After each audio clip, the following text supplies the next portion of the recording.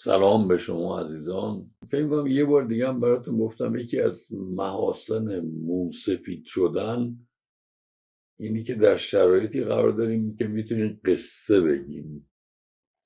امشب هم میخوام براتون قصه بگم.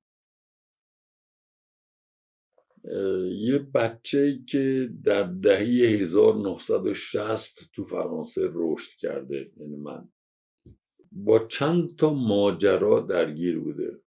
یکی مقابله با کسایی که دستور میدن، چون انقلاب دانشجویی 1968 در پاریس این رو سامان داد، هم خود این جنبش و هم متفکرینش.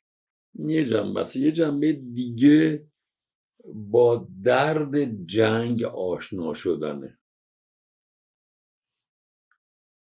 جنگ یه درد بزرگ و در دراز مدت بی حاصله.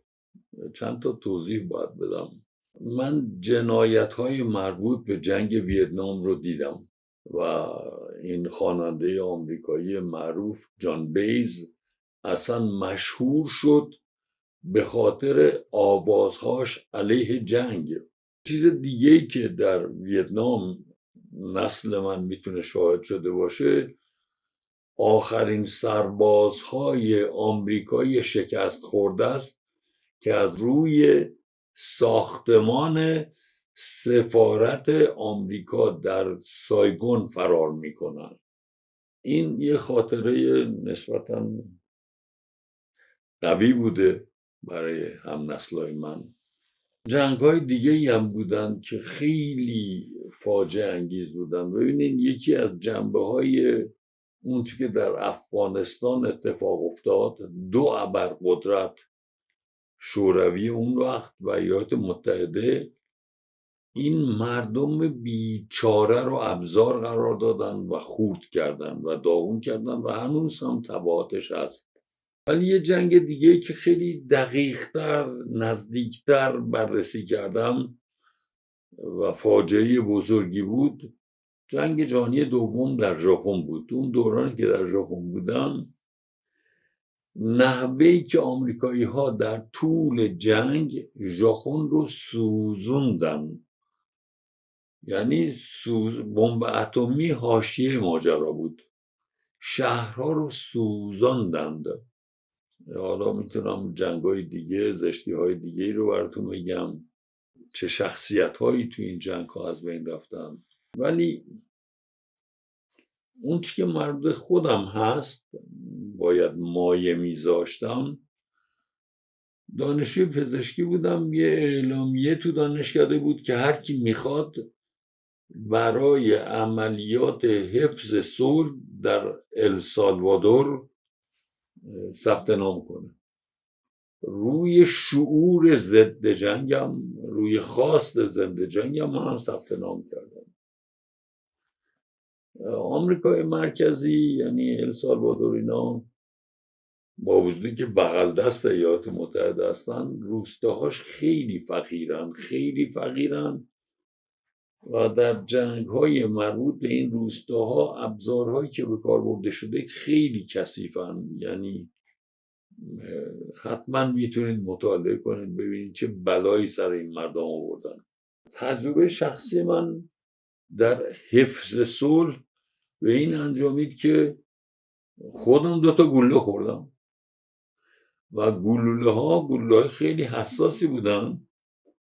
یکیش اومد چند میلیمتری قلبم ایستاد، یعنی با هر ضربان قلب من توک گلوله که تو بدنم وارد شده بود حس میکردم.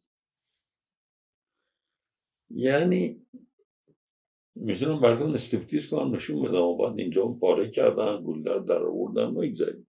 یعنی مخالفت با جنگ یه خواست صرفا روشنفکری نبود، باید مایه میذاشتیم، جلوی جنگ رو میگرفتیم و با عنوان دانشجوی پزشکی مایم گذاشتم و فکر می‌کنم کار درستی کردم،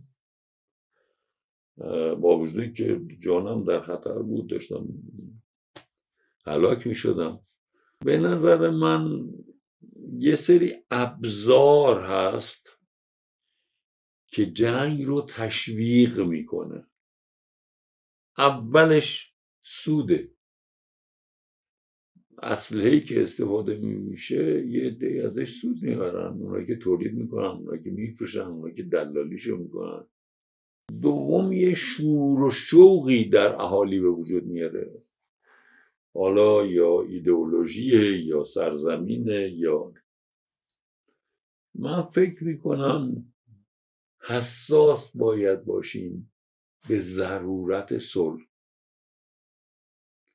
حساس باید باشیم به ضرورت صلح، برای اینکه این زندگی خیلی زیادی شکننده است که با بمب‌های آنچنانی و هواپیماهای آنچنانی شهرها و روستاها رو بمباران کنیم و احساس قهرمانی به دست برای کسی که بمب‌ها رو از هوا رها کرده و آدمی رو که کشته حتی ندیده، احساس قهرمانی بهش دست میده. من فکر می‌کنم اگر بپذیریم چقدر این زندگی شکننده با ارزشه، هر اقدامی که به کشتار دست جمعی انسان ها برسه و کشتار دست جمعی انسان ها تحت لوای جنگ اتفاق میفته دیگه. تا اونجایی که توانایی داریم از نظر فکری، از نظر عملی، در هر سطحی، نباید مبلغش باشیم. نفی زندگی خیانت بزرگی به هستیه.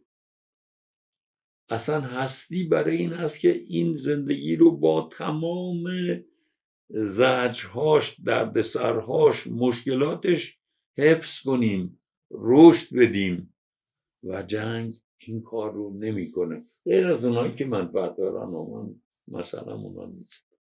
اگر یه بررسی هم به جنگ های بزرگ دنیا بکنیم، اون جاهایی که خیلی ها کشته شدن، جنگ جهانی اول سنگرهاشون چند 10 متر با هم فاصله داشت و با گوله هم دیگر میکشتن. همه جور گاز علیه هم دیگه استفاده کردن. از جنگ جهانی اول تا جنگ دوم تا امروز که با هم هستیم، چقدر این پدیده با ارزش و شکننده که زندگی هست در جنگ نفی میشه، از بین میره، امکان رشدش، حفاظتش نیست.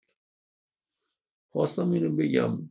بعضی ها با شور و شوق زیادی شیپور جنگ میزنن. من جنگ و جنگ دیده ها رو تو دنیا زیاد دیدم و این شور و شوق در دراز مدت رسوب خوبی نداده. خواستم اینو خدمتتون بگم. خوب باشید.